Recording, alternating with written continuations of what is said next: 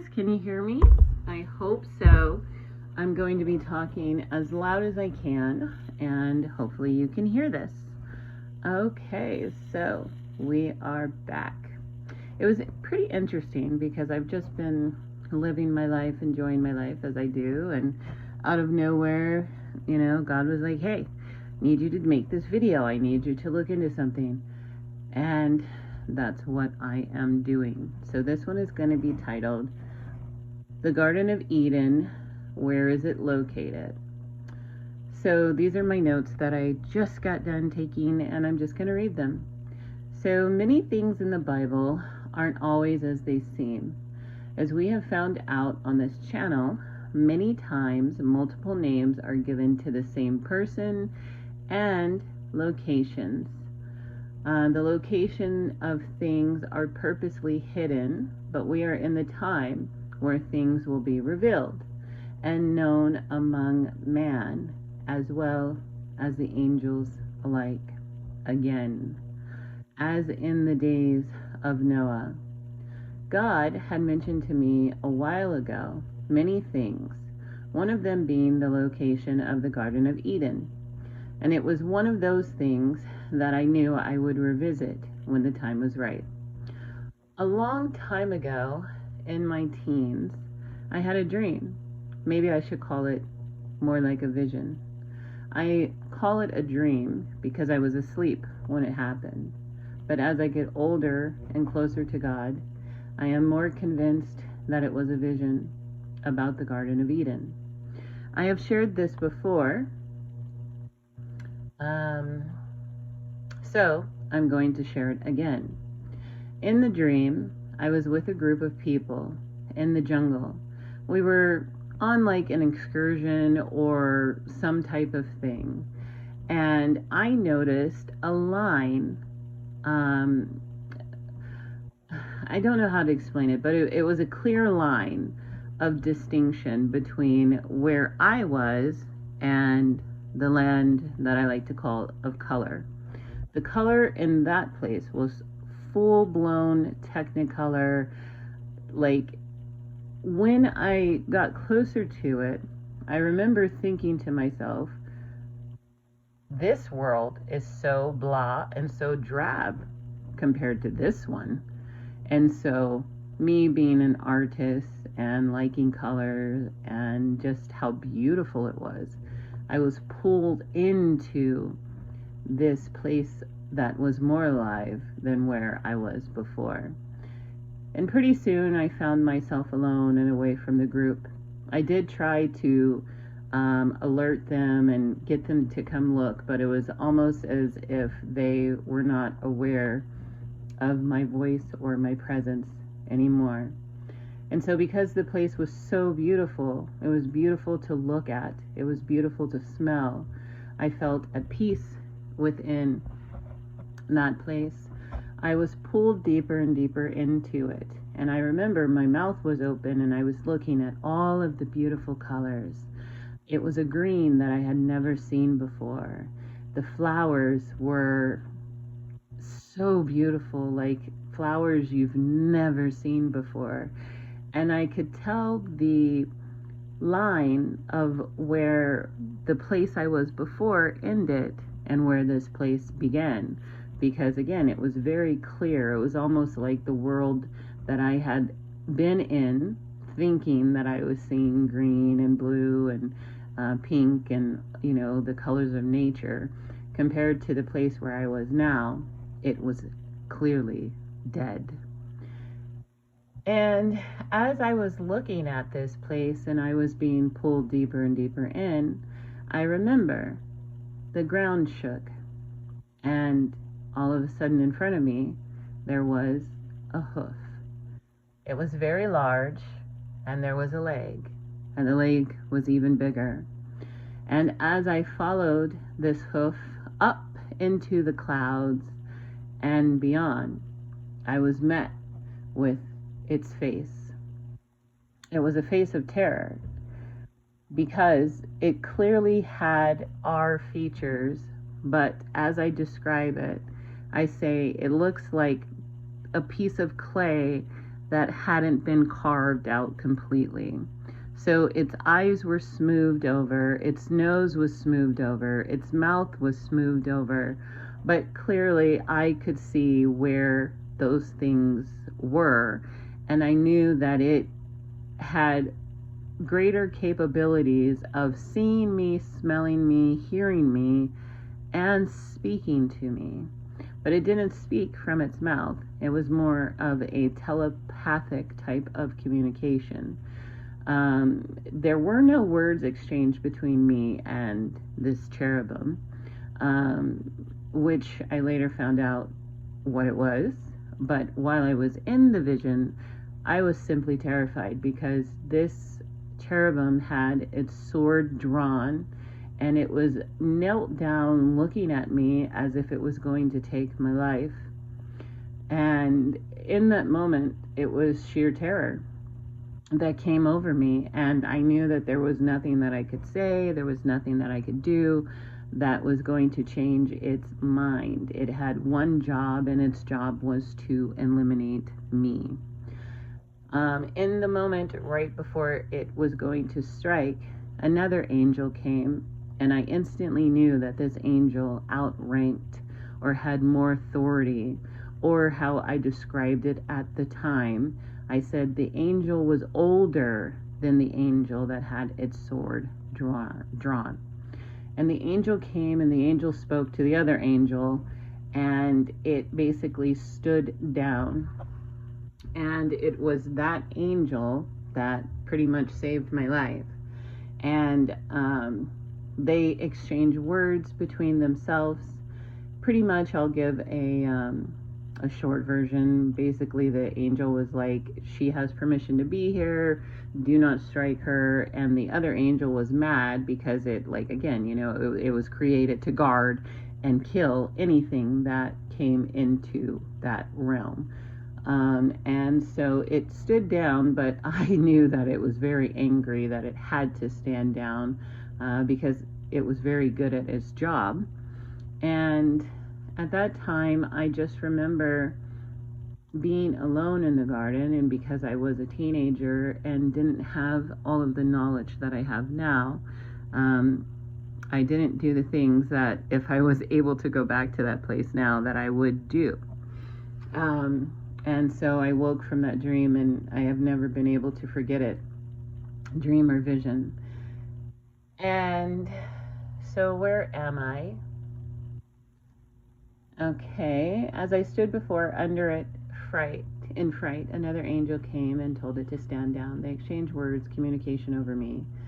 Yes, I was so happy that the other angel came and I was allowed to live. I was so afraid. I don't remember moving, but I do remember the colors and the sense of peace. Now that I am older and know more, I wish I could go back. I would call out to my living ancestor Enoch, or maybe ask to go deeper inside. But who knows if I would be writing this today, if any of that happened. Why all the talk about the Garden of Eden? Well, I was looking into the days of Noah, and his grandson came up, whose name was Canaan, but it's spelled with a K, K-A-I-N-A-N. The one who found the writings from the Watchers when he went looking for a city to make his own. I happened upon the real name of Egypt, which is M-I-R-Z, which is linked to Noah's grandson. And it got me thinking about how Giza, the Pyramid of Giza, was built by Enoch. And then he led me back into the garden and its possible location. We go back to the dividing of the land and Shem's portion. It always stands out to me because I come from that line. I am a daughter of Shem. Hence why I am a high priestess of El Elyon. Many overlooked daughters, but my father had no sons, and so I carry the line, just like a son would.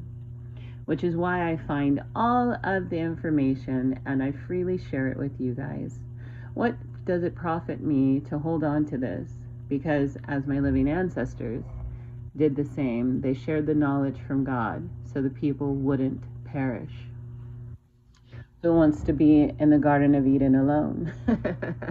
Even my living ancestor, Enoch, is not there alone. He is there with Elijah and perhaps others that have been allowed to go there as well. So I came across other writings that say another mountain is where the ark landed. And I feel we will know all of these locations soon enough because the rocks are crying out and proving the liars are just that. They are liars. And proving the real seers and prophets of El Elyon, confirmed by his name and his word. God showed me something about Enoch today that makes perfect sense. We, including myself, assume he lives in heaven. And, he lives in a form of heaven upon the earth that is still around. Enoch was taken into the Garden of Eden by the angels, and so was Elijah. They will return to the knowing of man when God tells them to. And when they do, they will die, and they will lay dead in the streets for 3 days, and then they will be taken into heaven. The location of the Garden of Eden has long been fought over, and many things have been said. As we know, we can't confirm it 100% unless God allows it to be confirmed, because it is guarded by 2 cherubims and a flying, flaming sword. But we possibly could get close enough, as in the days of Noah, when they would do sacrifices upon the altar of Adam, on the mountain that was inside the garden and outside the garden as well. So the location of the Garden of Eden, could it be in, drum roll please, the Philippines, the land of Ophir, the land flowing with gold and other precious metals, as well as apes and different kinds of trees. Many think it was a garden, but I believe that it was a technologically advanced city that was enclosed from the rest of Eden. And Adam and Eve were the high priest and the high priestess upon the mountain of God within the Garden of Eden. I believe if we ever saw the place where they lived, it would blow our minds. The flying, flaming sword, which goes in every direction, is advanced angelic military technology placed there by God. So Enoch replaced Adam in the garden of God as its high priest. And those of you that know about Enoch, he definitely was married, and he also had a city, and there are legends that say he did not go alone. As I think now, maybe the vision I had did show another dimension, hence the clean lines and distinction of the colors and smells. In the Bible, when it talks about the Garden of Eden in the story of Noah, Noah himself calls it the Holy of Holies, which didn't light up my mind until today, when I saw it in my mind's eye. Adam giving his offerings to God outside of the garden of God, and God talking to him from inside the garden, behind the cherubim and the sword, just like in the tent of meeting with Moses and the temple later with Solomon. God observed them from inside the garden, and its location is given. It says that the whole earth was called Eden, and we know that there were kingdoms and divisions, because when we are told about the rivers, we're told about the land and how it belongs to the other people. And when Cain killed Abel, he went to dwell in the land of Nod, which belonged to the Nodites.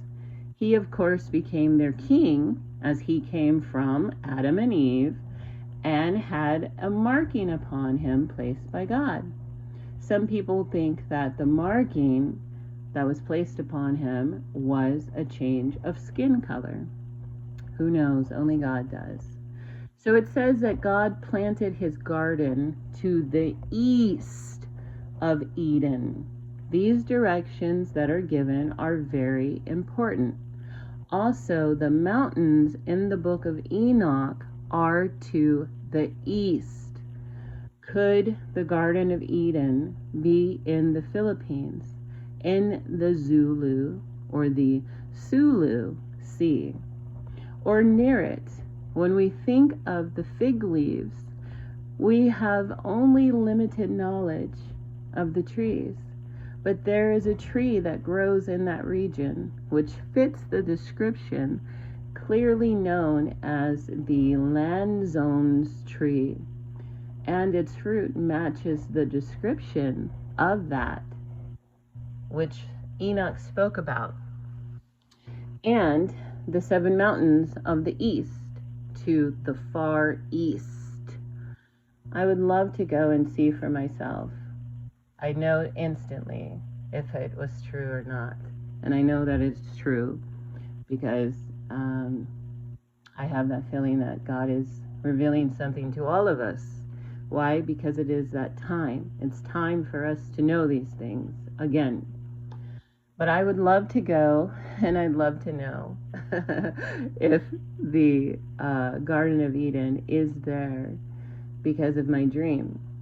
But I do not wish to have an early death because it clearly says that it is guarded by 2 cherubim and a flaming sword which goes in every way. However, wouldn't it be interesting if you could get close enough to it and just call out the name Enoch, Elijah? Who knows if they would answer back? I wonder what kind of legends or stories live in the surrounding locations where there are people. I wonder what type of things they have seen and if it is recorded in history.